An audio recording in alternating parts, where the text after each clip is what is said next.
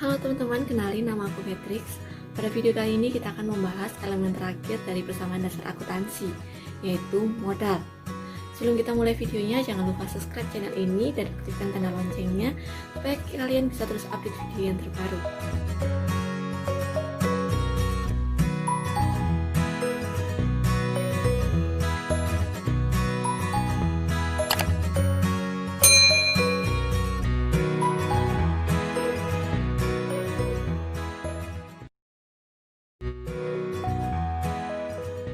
Pada video sebelumnya, kita telah membahas dua elemen yang ada dalam persamaan dasar akuntansi, yaitu harta dan hutang. Bila kita review sedikit, maka harta merupakan hak atau sumber daya yang dimiliki perusahaan, dan liabilitas atau hutang merupakan kewajiban yang harus dipenuhi oleh perusahaan. Dan sekarang kita akan membahas elemen terakhir dalam persamaan akuntansi, yaitu modal. Sebenarnya modal agak sedikit rumit untuk dijelaskan, tapi kita tetap perlu memahaminya.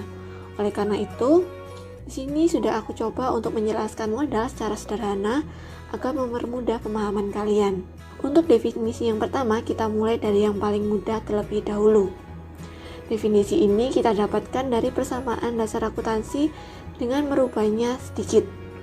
Bila persamaan akuntansi harta sama dengan utang plus modal, maka kita akan mengubahnya dengan memindahkan akun utang ke sebelah kiri, sehingga persamaannya menjadi modal sama dengan harta dikurangi hutang.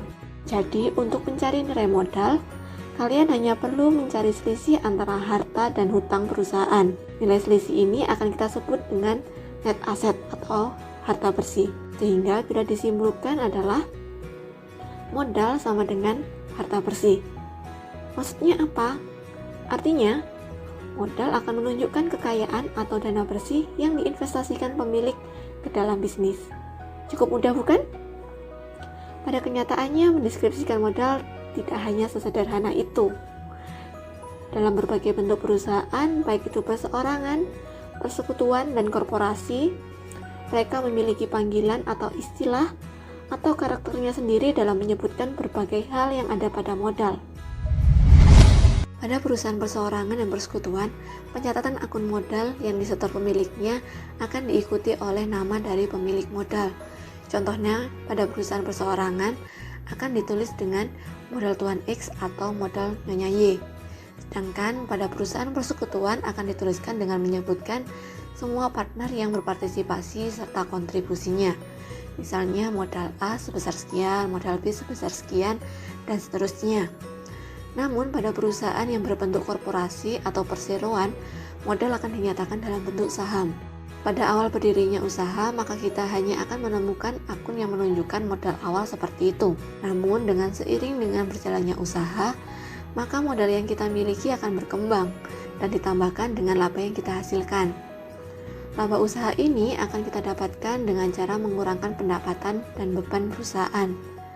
Bila pendapatan lebih besar dari beban, maka akan menghasilkan laba. Sedangkan apabila beban lebih besar dari pendapatan, maka akan mengakibatkan kerugian. Nah, laba yang kita hasilkan ini kadangkala tidak semuanya kita simpan kembali, tapi kadangkala juga kita lakukan penarikan untuk keperluan pribadi selaku pemilik modal. Penarikan ini pun memiliki berbagai macam bahasa, seperti pada perusahaan perseorangan dan persekutuan yang biasanya disebut dengan istilah prive, atau penarikan oleh Tuan A, Tuan B, atau siapapun pemilik modalnya. Sedangkan untuk perusahaan korporasi atau perseroan, kita menyebutnya dengan dividen, yang artinya pembagian sebagian keuntungan yang telah disepakati kepada pemegang saham. Laba yang boleh kita tambahkan ke dalam modal adalah laba yang belum atau tidak dibagi. Laba ini biasanya disebut dengan laba ditahan atau retained earning. Bagaimana cara mendapatkan laba ditahan? Untuk menjawab pertanyaannya, kita kembali lagi ke penjelasan yang tadi, yaitu laba dikurangi penarikan. Namun karena laba berasal dari pendapatan dikurangi beban, maka juga bisa kita tuliskan bahwa laba ditahan sama dengan pendapatan dikurangi beban dikurangi penarikan. Sekarang kita sudah mengetahui bahwa modal akan berhubungan dengan berbagai macam hal seperti laba, pendapatan, beban, dan penarikan. Semoga sampai di sini lebih jelas ya teman-teman. Oke, sekian video kali ini. Di video berikutnya kita akan belajar untuk mengaplikasikan transaksi ekonomi ke dalam persamaan dasar akuntansi yang sudah kita pelajari. Jadi, kalau misalnya kalian belum nonton video untuk elemen harta, utang, dan modal, silahkan ditonton dulu, karena minggu depan kita akan mengaplikasikannya. Terima kasih sudah menonton, jangan lupa like kalau misalnya kalian suka dengan video ini, dan kalau misalnya ada pertanyaan, silahkan tulis di kolom komentar. Terima kasih sudah menonton, sampai jumpa di video berikutnya.